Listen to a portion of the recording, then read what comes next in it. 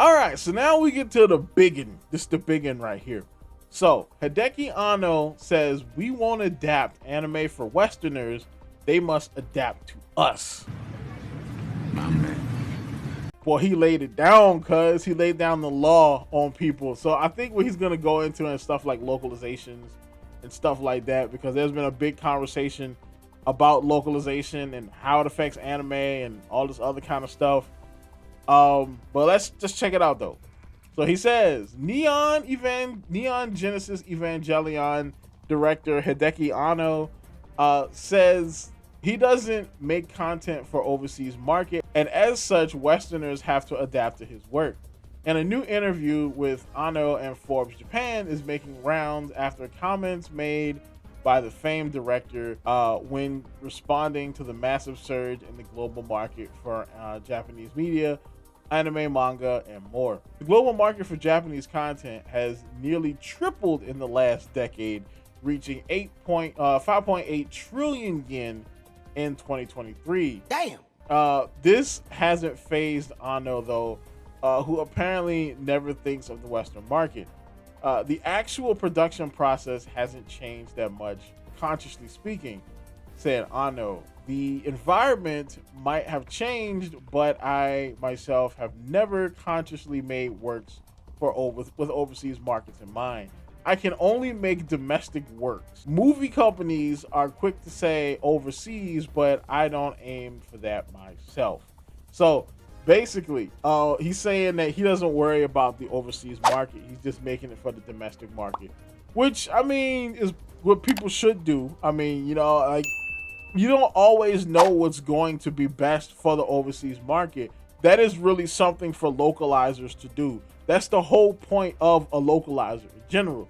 All right. The localizer is somebody that gets the content and they translate it, but they also ensure that people in that country will be able to understand the content without changing the meaning of it.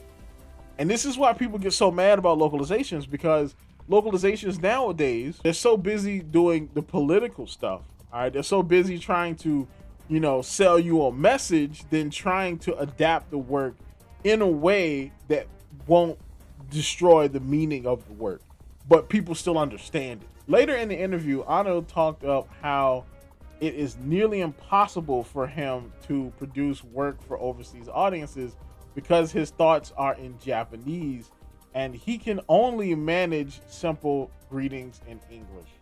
This is where I disagree, okay? Because the language is not really a thing that matters when it comes to doing this. I mean, just because you can't speak English doesn't mean that you can't understand English people. Like, I have a kind of a firm grasp on Japanese people, even though I don't speak Japanese. But I know a whole lot about Japanese culture from watching anime, but also from studying Japanese culture in general. Okay. But I learned a lot from watching anime. Okay. So it's not like, well, I can't really speak Japanese, so I can't understand the Japanese people. Like, I can't physically understand you, but I can mentally understand them. And I think the same thing works in reverse, but, you know, let's see what he says, though.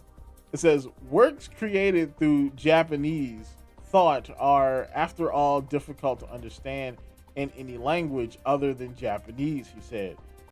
Liar!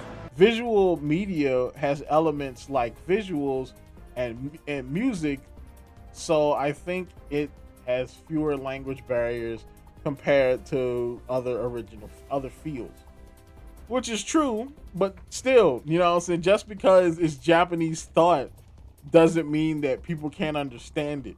All right, this is where localizers come in.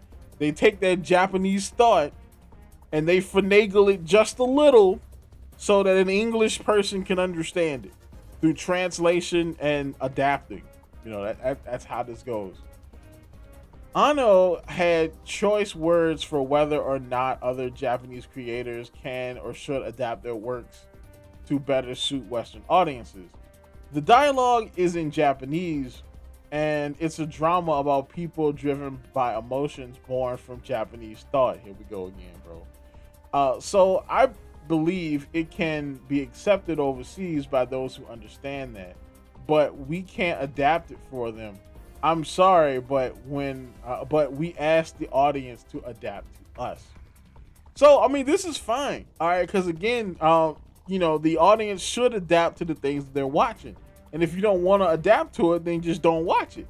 You know what I'm saying? Like if you're somebody who plays video games, right, and you usually play like cozy games, but you see something like Overwatch, and Overwatch seems really cool, and you want to play that, well, then you have to adapt to playing a game like Overwatch, because Overwatch is a big twitchy shooter. You know what I'm saying? You got to be able to, get that hand-eye coordination up. You got to put your head on the swivel.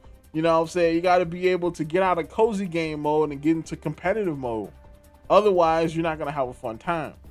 The same thing goes for stuff like this. I mean, if you don't like the fan service, or if you don't like the themes, I mean, then maybe you shouldn't watch anime. Now that doesn't mean that you can never understand it. You can definitely understand it, but yeah, I kind of agree. I kind of agree with him. I disagree with him on the whole Japanese thought thing.